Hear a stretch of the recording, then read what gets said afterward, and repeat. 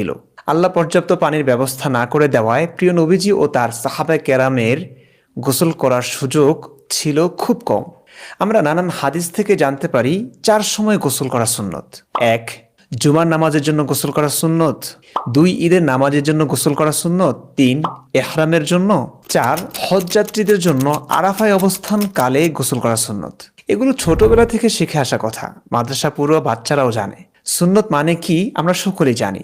আল্লাহ রসুল সাল্লাল্লাহু আলাইহি ওয়াসাল্লাম যা করেছেন সেটি সুন্নত। সেটাকে সুন্নত বলে। সুন্নত গোসল মানে আল্লাহ রসুল যখন গোসল করতেন সেই গোসলকেই বলা হয়। এমন গোসল মাত্র 4 প্রকার।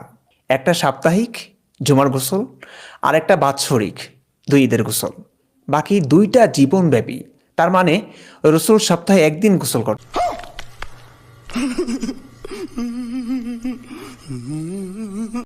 বছরে 2 ঈদের নামাজের সময় গোসল করতেন। হজ জীবনে একবার করা ফরজ, তো হজ করলে হজের ইহরাম আর আরাফার ময়দানে অবস্থানকালে একবার গোসল, সেটি সুন্নত। এটাই হচ্ছে আল্লাহর রসুলের গোসলের রুটিন, সাপ্তাহিক একবার। নিশ্চয়ই তিনি প্রতিদিন গোসল করেননি, নইলে প্রতিদিন গোসল করাটাকে সুন্নত বলা হতো। আলাদা করে সাপ্তাহিক গোসল কিংবা জুমার নামাজের জন্য গোসল করা সুন্নত এটা বলা হতো না। সুতরাং হে ভাই আমার,